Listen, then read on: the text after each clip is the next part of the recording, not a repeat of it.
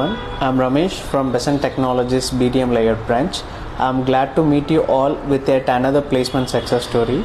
Today, one of our student, Mr. Bohireddy Tarun, got selected as a programming analyst in a reputed company. Now he is going to share his interview experience and training experience here. Hi, I'm Tarun. I'm from Tirupati. I have done my bachelor's degree in CSC Data Science from Sri Vidyaniketan Engineering College.